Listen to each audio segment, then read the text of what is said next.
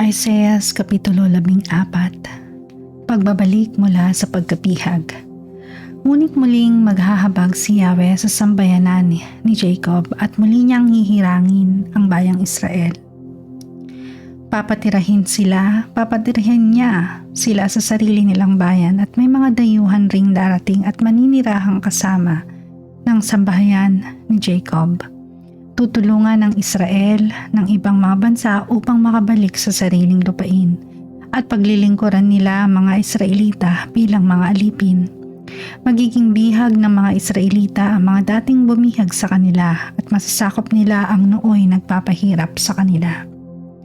Sa araw na pagpahingahin kayo ni Yahweh sa inyong paghihirap, pagtitiis at pagkaalipin, hahamakin ninyo ng ganito ang hari ng Babylonia.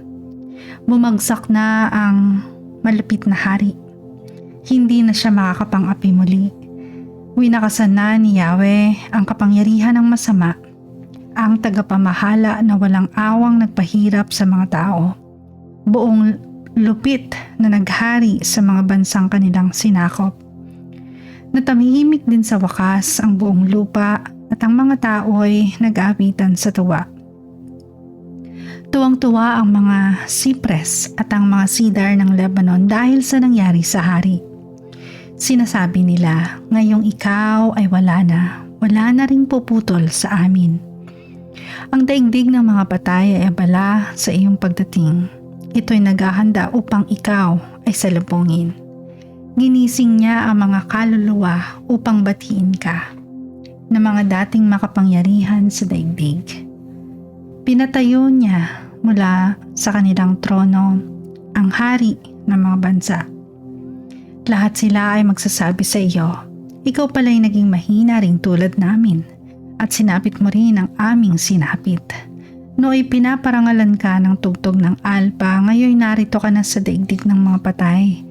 Uod ang iyong hihigaan at uod din ang iyong kinukumot. O maningning na bituin sa umaga, anak ng bukang liwayway, bumagsak ka rin sa lupa at nahulog mula sa langit, ikaw na nagpasuko sa mga bansa. Hindi ba't sinabi mo sa iyong sarili, aakyat ako sa langit at sa ibabaw ng mga bituin ng Diyos, ilalagay ko ang aking trono. Uupo ako sa ibabaw ng bundok at tagpuan ng mga Diyos sa malayong hilaga. Aakyat ako sa ibabaw ng mga ulap, papantayan ko ang kataas-taasan. Ngunit anong nangyari at nahulog ka sa daigdig ng mga patay? Sa kalalimang walang hanggan, pagmamasdan ka ng mga patay at magtatanong ang mga ito, hindi ba ang taong ito ang nagpayanig sa lupa at nagpabagsak sa mga kaharian? Hindi ba't winasak niya ang buong daigdig at nilupig ang mga lunsod? Ang taong ayaw palayain ang mga bilanggo. Lahat ng hari ng mga bansa ay mahihimlay sa magagara nilang puntod. Ngunit ikaw ay hindi ililibing sa iyong libingan. Ang bangkay mo'y itatapon na parang sangang walang kabuluhan. Tatabunan ka ng mga bangkay ng mga patay sa digmaan. Iuhulog kang kasama ng mga iyon sa mabatong hukay. Matutulad ka sa bangkay na tinatapak-tapakan. Hindi ka malilibing na tulad ng ibang hari, sapagkat winasak mo ang iyong sariling bayan at nilipol mo ang iyong sariling nasasakupan.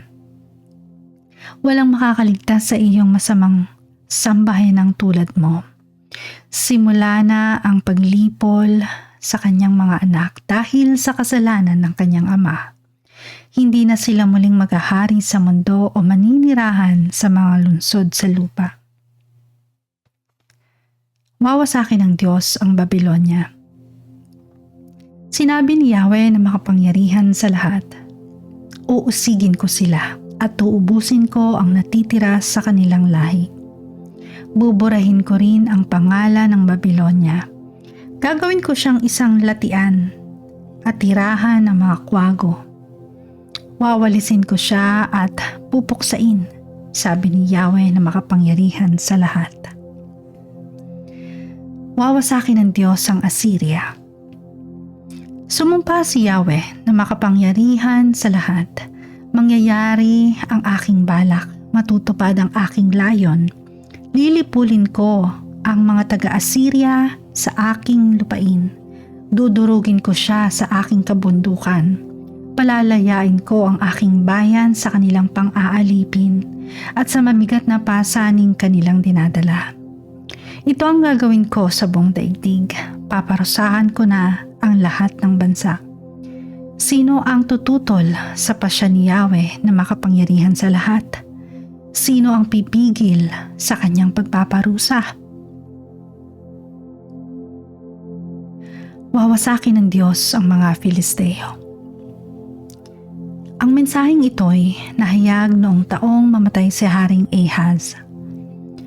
Huwag mo munang ipagdiwang bayang Filistia ang pagkabali ng pamalong inihampas sa iyo, sapagkat sa lahi ng Ahaz maaaring lumitaw ang ulupong at mag-aanak ito ng lumilipad na dragon. Ang mga mahihirap ay bibigyan ko ng pagkain at ang mga nangangailangan panatag na mamamahinga. Pababayaan kong mamatay ng gutom ang iyong lahi at lilipulin ko ang matitira. Mananangis kayo buong bayan. Managhoy ang lahat ng mga lungsod ninyo. Manginig kayo sa takot, Filistia.